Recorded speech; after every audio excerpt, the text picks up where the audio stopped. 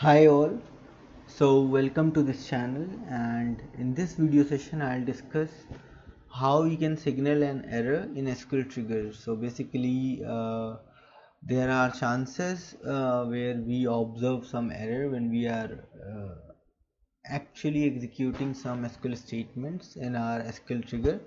So if any error occurs, we can throw a signal SQL state or a message to the user. So in this case we have we have the timings like before and after triggers. So either I can apply a before trigger or I can apply a after trigger. So whenever I'm signaling an error, so I must go for before trigger.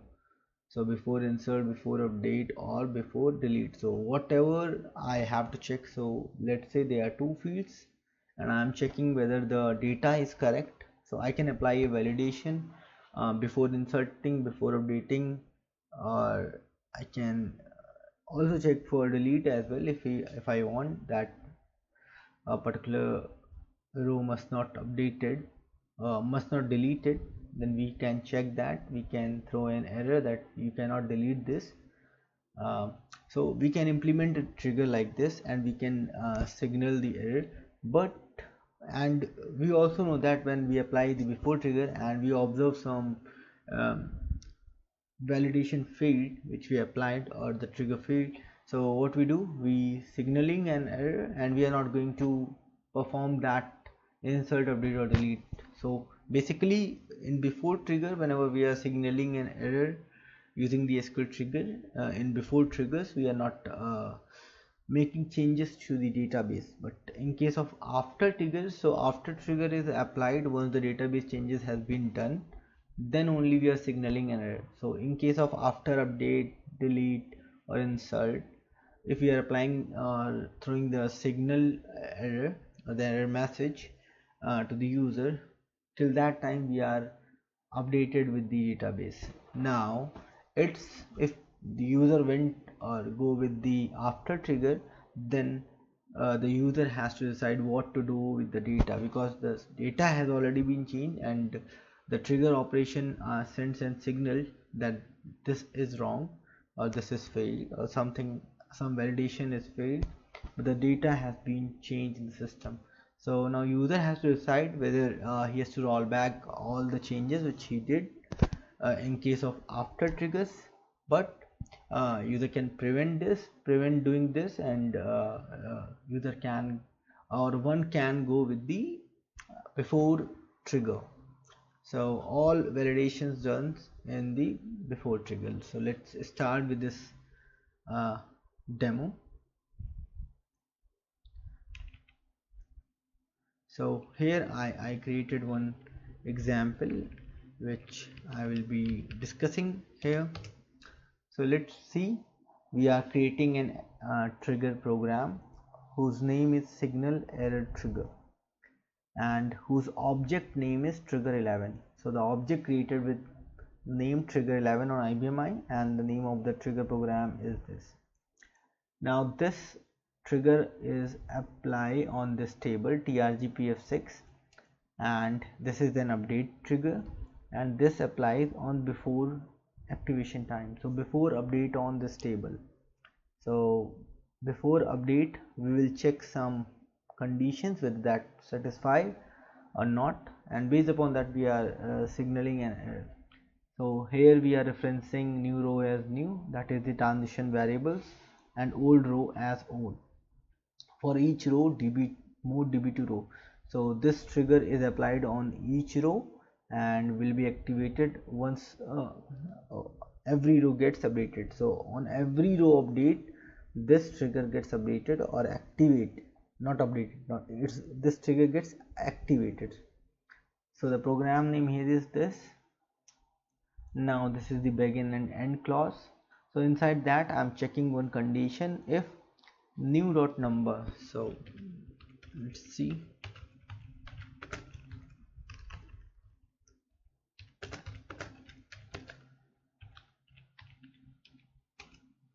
so we have these five rows, 100, 100, 300, 300, 300. So number is there, so new dot number is greater than old dot number. So if we are updating that number, any number, and that number is greater than the old number, and so both the condition must satisfy, and that new number is greater than old number multiplied by 2. So if I want, I would go with one condition. This doesn't make sense to me, so let's remove this. If new dot number is greater than old dot number multiplied by 2, that is double of the old number, then what we do, we basically use the signal keyword here. So we are signaling an SQL state error.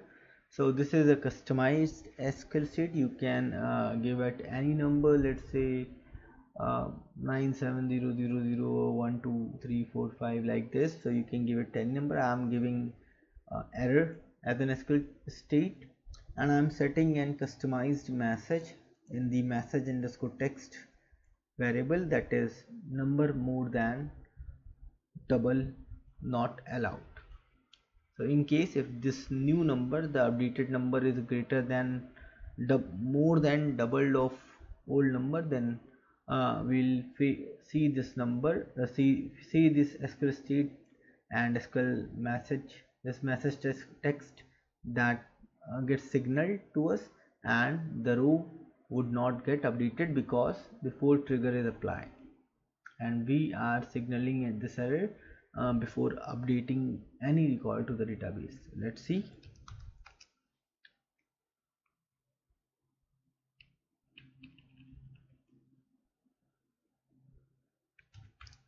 Run SQL statement command is used to create this.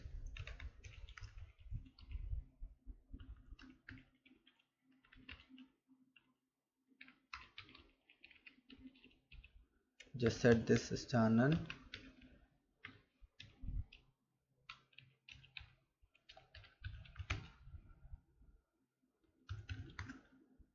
So the program object gets created. Let's see. Okay, trigger 11. So this gets created successfully. Let's debug this.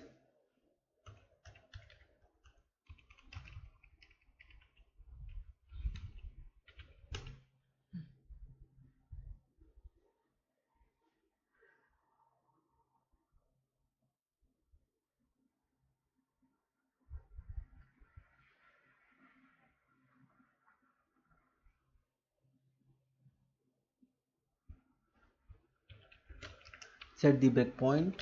Just go to SQL and now update trg pf6 number 2. Let's say the number is, let's say, updating to 200. pf6 is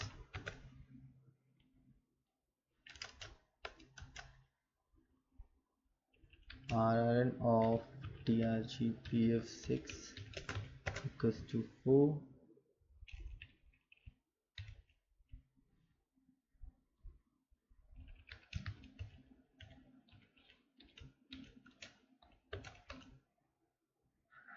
So this is an before trigger. Let's see.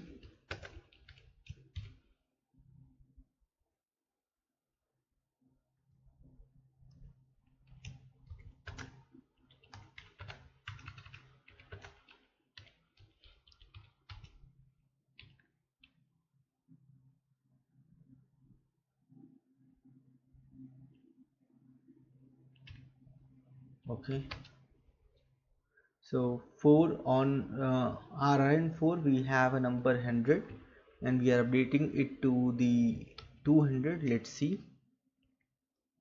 So the new number is 200 and the old number is 100. So 100 multiplied by 2 is 200, but this is double but not more than double. So we are not going to see this signal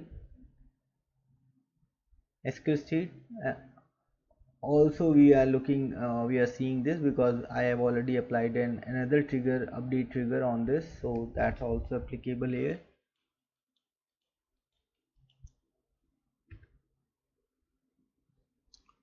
So let's see if it is 200. We can see that the number gets updated. Now let's update this to, now this becomes 200. Let's update this to 401 and we'll see if new number is greater than this old number multiplied by 2. So yes, it's greater, it's 1 greater than the old number multiplied by 2. Then we will see this signal SQL state. Now you can see that no rows updated in the table trgpf6, and we can see SQL trigger. Just do F1 here on this message. SQL trigger signal error trigger in easy class 1 failed with SQL code this and SQL state this. So SQL state is error which we have defined in the trigger, and error has occurred in a triggered SQL statement in trigger signal error trigger in this schema. The SQL code is this, the SQL state is this, and the message is number more than double not allowed. So this was a message which we specified in the trigger, this one, number more than double not allowed, and the SQL state was this. So you can see